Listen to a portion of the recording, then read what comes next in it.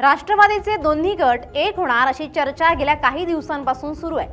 उपमुख्यमंत्री अजित पवार यांच्या निधनानंतर शरद पवार गटाचे नेते राष्ट्रवादीच्या विलीनीकरणाची चर्चा करत होते। मात्र अजित पवार गटातील वरिष्ठ नेत्यांनी विलीनीकरणाच्या चर्चा झाल्याच नाही असं म्हणत शरद पवार गटातील नेत्यांच्या चर्चा फेटाळून लावल्या। मात्र जे अजित पवार गटातील नेते काही दिवसांपूर्वी राष्ट्रवादीच्या विलीनीकरणाच्या विरोधात बोलत होते, आता तेच अजित पवार गटाचे नेते दोन्ही राष्ट्रवादीचं विलीनीकरण व्हावं असं बोलतायत। मात्र काही दिवसांपूर्वीच विरोध करणाऱ्या अजित पवार गटातील नेत्यांना आता विलीनीकरणाची गरज का पडली आहे? आत्ताच दोन्ही राष्ट्रवादीच्या विलीनीकरणाच्या चर्चा का होत आहेत? तसंच उपमुख्यमंत्री सुनेत्रा पवार राष्ट्रवादी भाजपमध्ये विलीन करतील अशाही चर्चा का होत आहेत? तर उपमुख्यमंत्री अजित पवार यांचं निधन झाल्यानंतर दोन्ही राष्ट्रवादी एक होईल आणि राष्ट्रवादीचं नेतृत्व शरद पवार, सुप्रिया सुळे, जयंत पाटील आणि रोहित पवारांकडे जाईल अशी चर्चा महाराष्ट्रभर सुरू होती। पण याचं उलटच घडलं। दोन्ही राष्ट्रवादीचं विलीनीकरण होऊ नये यासाठी प्रफुल्ल पटेल आणि सुनील तटकरे यांनी अजित पवार यांच्या निधनाच्या 2 ते 3 दिवसातच भाजपकडे फिल्डिंग लावत सुनेत्रा पवार यांचा उपमुख्यमंत्री पदाची शपथविधी घडवून आणला। यानंतर दोघांनी पक्षातून दोन्ही राष्ट्रवादीच्या विलीनीकरणाची चर्चा करणाऱ्या नेत्यांच्या आवाजाला शांत केल्याची चर्चा आहे। शरद पवार गटाचे नेते दादांची अंतिम इच्छा दोन्ही राष्ट्रवादीचं विलीनीकरण असल्याचं म्हणत विलीनीकरण व्हावं असं बोलत राहिले। पण प्रफुल्ल पटेल आणि सुनील तटकरे यांनी राष्ट्रवादीचं विलीनीकरण झालं तर आपलं वर्चस्व कमी होईल म्हणून विलीनीकरण रोखल्याचं म्हटलं जात आहे। उपमुख्यमंत्री सुनेत्रा पवार यांनी देखील राष्ट्रवादीच्या विलीनीकरणावर कोणतंच भाष्य केलं नाही। यामुळे शरद पवार गटातील नेत्यांना शांत बसावं लागलं।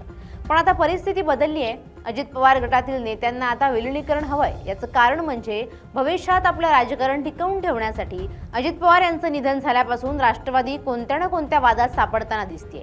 अपघात झाल्यानंतर रोहित पवारांनी प्रफुल्ल पटेल आणि सुनील तटकरे यांच्यावर गंभीर आरोप करत त्यांना चांगलंच डॅमेज केलं। दोन्ही नेत्यांची प्रतिमा जणू अपघात त्यांनी घडवून आणलाय की काय अशा प्रकारे राज्यातील जनतेच्या मनात तयार झाली आहे। यानंतर रुपाली चाकणकर खरात प्रकरणात नाव आल्याने वादात सापडल्यात। खरातनं अनेक महिलांचं शोषण केल्याचं समोर आलंय। खरातचे अनेक व्हिडिओ देखील सोशल मीडियावर व्हायरल झाले। या खरात सोबत रुपाली चाकणकर देखील दिसून आल्या आणि यामुळे खरातला रुपाली चाकणकरांचाच पाठबळ होता असा आरोप विरोधकांनी केला। राज्यभरातून यामुळे संताप व्यक्त करण्यात आलाय। वाढता दबाव पाहून उपमुख्यमंत्री सुनेत्रा पवार यांनी चाकणकरांकडून महिला आयोगाचं अध्यक्षपद काढून घेतलं। अजून वाढता दबाव पाहून सुनेत्रा पवार यांनी चाकणकरांकडून राष्ट्रवादी महिला प्रदेशाध्यक्षपदही काढून घेतलं। सुनील तटकरे देखील खरात बाबाकडे गेले होते। त्यांनी देखील आपली अनामिका कापली असा आरोप होऊ लागला। तटकरे चाकणकरांना वाचवण्याचा प्रयत्न करतायत असाही आरोप होऊ लागला। यामुळे देखील राष्ट्रवादी पक्ष डॅमेज झाला। हे वाद सुरू असतानाच राष्ट्रवादीचे मंत्री नरहरी झिरवाळ नव्या वादात सापडले। त्यांचा एक कथित व्हिडिओ व्हायरल झाला आणि यामुळे राज्यभरातून पुन्हा संताप व्यक्त करण्यात आला। हा व्हिडिओ खूप जुना असून अनेक क्लिप तयार करून हा व्हिडिओ बनवण्यात आलाय असं मंत्री नरहरी झिरवाळ म्हणाले। या प्रकरणात झिरवाळ यांचा राजीनामा जरी झाला नसला तरी पक्षाला मोठा फटका बसलाय। तर यापूर्वी धनंजय मुंडे यांच्यामुळे राष्ट्रवादी पक्षाच्या प्रतिमेला चांगलाच धक्का बसलाय। छगन भुजबळ यांची आता हवी तेवढी ताकद नाही असं म्हटलं जातं। त्यामुळे राष्ट्रवादीचे जे वरिष्ठ नेते आहेत जसे की प्रफुल्ल पटेल, सुनील तटकरे, नरहरी झिरवाळ, धनंजय मुंडे, छगन भुजबळ हे कोणत्या ना कोणत्या वादात सापडले। त्यामुळे त्यांच्या नेतृत्वात आगामी विधानसभा लोकसभा निवडणूक लढवणं जरा जोखमीचंच ठरणार असल्याचं म्हटलं जातंय। तर आता सातारा जिल्हा परिषदेत चांगलाच वाद पाहायला मिळाला आणि यावेळी पोलिसांनी अरेरावी केल्याचा आरोप मंत्री शंभूराज देसाई आणि मंत्री मकरंद पाटील यांनी केला होता।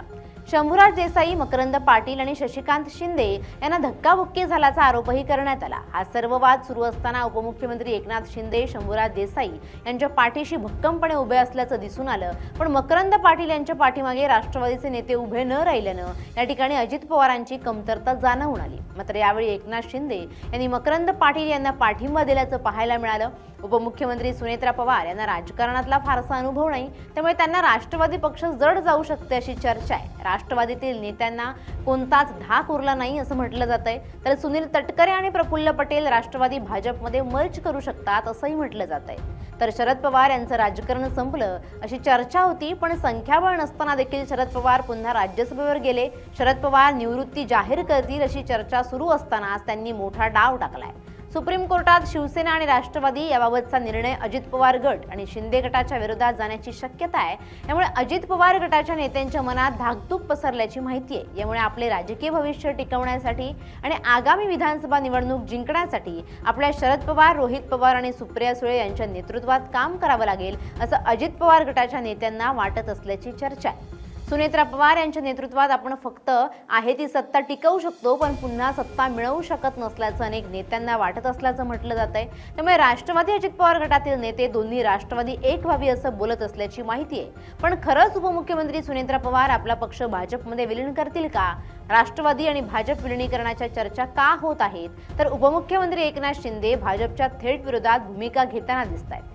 सातारा जिल्हा परिषदेचा शिंदे गट आणि भाजप यांच्यातील वाद पाहायला मिळाला. त्यामुळे सुनेत्रा पवार आणि राष्ट्रवादीचं राजकारण भाजपला पूरक ठरू शकतं असं भाजपला वाटत असल्याची माहिती आहे. त्यामुळे भाजप एकनाथ शिंदेंवर नियंत्रण ठेवण्यासाठी राष्ट्रवादी भाजपमध्ये विलीन करतील असं म्हटलं जात आहे. पण हे एवढं सोपं नाही.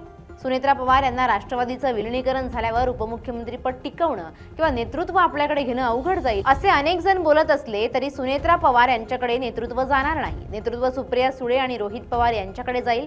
तरी सुनेत्रा पवार या दोन्ही राष्ट्रवादीच्या विलिनीकरणाचाच निर्णय घेतील. राष्ट्रवादी भाजपमध्ये विलीन करणार नाही असं म्हटलं जात आहे. कारण राष्ट्रवादी पक्ष हा पवार घराण्यातच राहिला पाहिजे आणि राष्ट्रवादीचं नेतृत्व पवार घराण्यांनीच केलं पाहिजे. यामुळे सुनेत्रा पवार या राष्ट्रवादी शरद पवार यांच्याकडे सोपवतील अशी चर्चा आहे. सुप्रिया सुळे आणि रोहित पवार यांच्या सहकार्यानेच पार्थ पवार, जय पवार यांचं राजकीय भविष्य उज्ज्वल राहील असं अनेकांचं मत आहे. त्यामुळे सुनेत्रा पवार आपल्या मुलाच्या भविष्यासाठी आणि राष्ट्रवादी पवार कुटुंबाकडेच राहिली पाहिजे यासाठी दोन्ही राष्ट्रवादीचं विलिनीकरण करतील असं म्हटलं जातंय. तुम्हाला काय वाटतं? राष्ट्रवादीचं विलिनीकरण होईल का? जर राष्ट्रवादीचं विलिनीकरण झालं तर मग नेतृत्व कोणाकडे राहील आणि उपमुख्यमंत्री कोण होईल? कमेंट करून नक्की सांगा.